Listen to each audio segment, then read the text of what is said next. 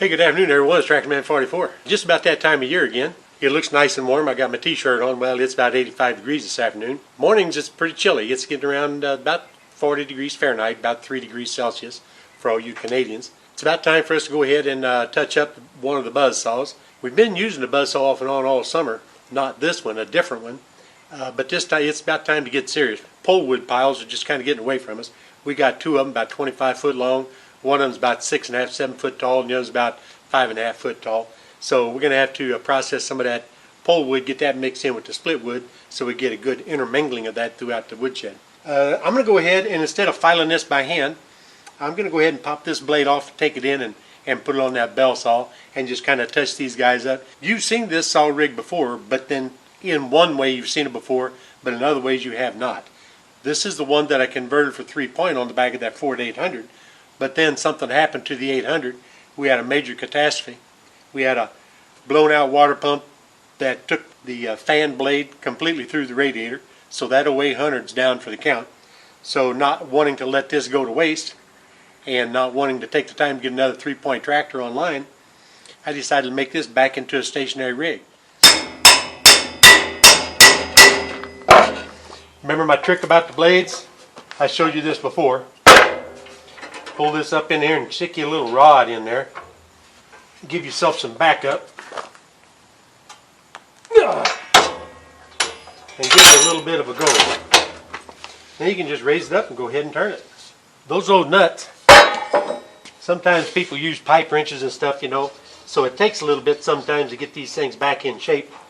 You notice I had to drive the wrench on. That's because it's still swelled up a little bit. Little by little I'm getting it pretty close. So I'll kind of touch that up again, and it'll be a little bit better next time. That should just come off of there. We'll have to ferret it out. It's kind of a pain to get it out from underneath here. And even though it's dull, it's still pretty doggone sharp. So you want to be careful how you handle that, because it'll go right through your palm, you know. If you're like me, you got lady fingers for hands. If you watched my one of those videos I did in the past about laying out the teeth, I'm not going to go through the whole routine. I'll have a link somewhere, maybe at the in the description or whatever, to where if you really want to go and see those videos and how we come up with these angles, you can go look. But you got to remember, with these old buzz saws, we are doing absolutely nothing except making heating wood. We are not making lumber or anything like that. All these angles are fairly critical, but they're not super absolutely crazy critical. So I'm going to lay out just a couple of them, enough to where I can go ahead and set up the machine, and then I'll be able to eyeball the rest of them. But I thought I would just give you a little refresher as to how we're doing it, why we're doing it. The old man showed me this years and years ago. What we're doing, we're going from the point of a tooth completely across the center of the arbor, right straight to the opposing tooth. And that's going to set the face of that tooth at a 90-degree angle entering the cut. Then we take our 45. I made a sheet metal 45. That's a much larger than a standard square, but the old man always used that 45-degree tri-square and laid that 45-degree angle out. Again, I don't know that that's particularly that important or not, but at any rate, what that's going to do is that's going to establish the back of your tooth. So now our gullet's going to go in following this line right here, and it's going to go into our predetermined gullet radius, and then we're going to turn it and we're going to sharpen the face of the teeth, every other one at about 10.5 degrees this side, this way, this way, this way, this way, this way, all the way around the perimeter, and then set it. Like I say, all I need is enough to set up the machine and get started, because that adjustment won't change. As you can see, looking at the second mark from the left side of the blade is perfectly in alignment, or reasonably close to being in alignment with that line coming all the way here to my midsection. So by rotating that to every other tooth where I've got a dot, if you notice I've got a dot on every other tooth, that happens to be the ones with the set going down. I've got roughly a 10-degree angle set on the blade right here, and we're going to be sharpening every one of those set teeth that are set that direction 10 degrees at this angle.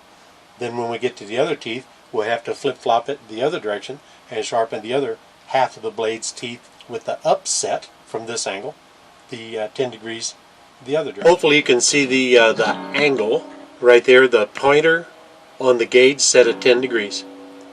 I know it's very difficult to see with this glare and a cheap camera, but if I back up slowly you can see the angle.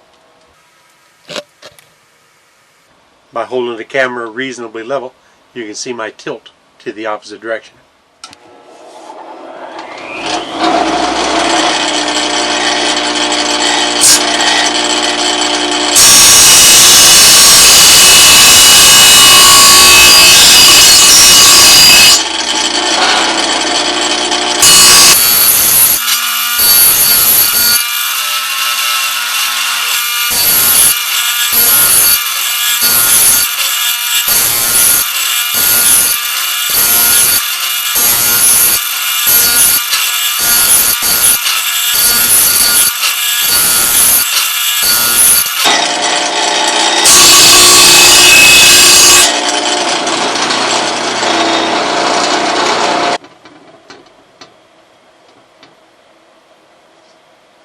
Tilt to 10 degrees the other way, lock it down good and tight.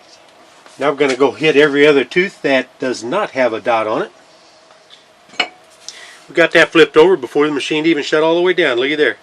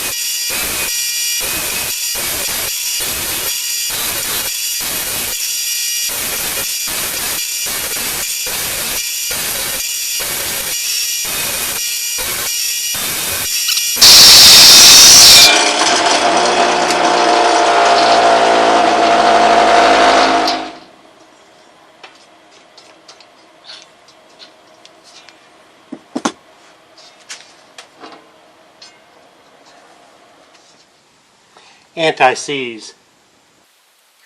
Always use anti-seize on this old farm equipment if you expect it to set any length of time at all without coming apart.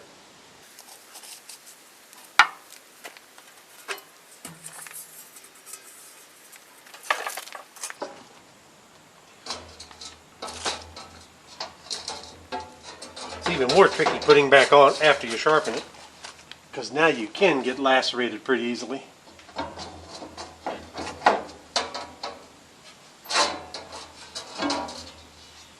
On this arbor, if you take a look right here, you can see a machined shoulder. What you have to do when you put your collar on, first off the blade has to go all the way up on that. And then you get this in here and it has to completely go up on top of that collar as well. Then you can thread your nut on. It has really taken some work to get this as smooth as it is. I'm really happy with it. I've got to give a little bit of a backup on the shaft, just to keep the shaft from spinning.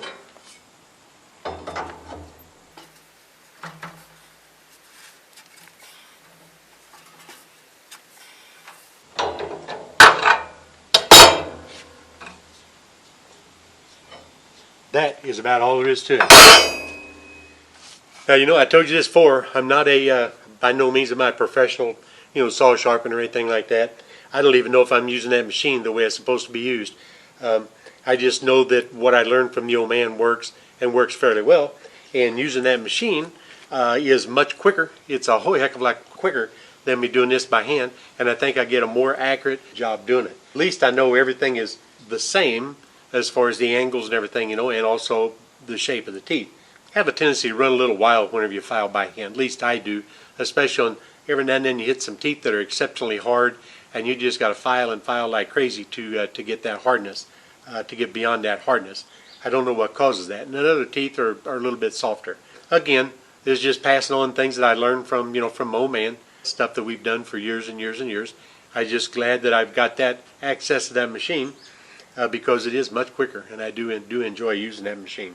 Next time you see this thing, we're probably going to have it driven into the ground and being powered buy one of the flat belts off of one of the tractors, and we're going to be making some sawdust and making some pole wood into little pieces. The thing of it is, with these old saw rigs, all we are is cutting firewood. Might be cutting slabs off a slab wood pile, from the sawmill, or just, branches off of trees, into firewood. We're not critically sawing anything for size or shape or perfection by any stretch of the imagination. So just about anything you do is going to be adequate. Anything's better than some of them you see that are all daubed off, lopped off. The teeth are just horrible, in horrible shape. If you just try to make a semblance of a well-shaped tooth, you're going to be much better off. Your tractor will work a whole lot less, and you'll end up working a lot less because it'll feed through those sharpened teeth so much better. So at any rate, you know what?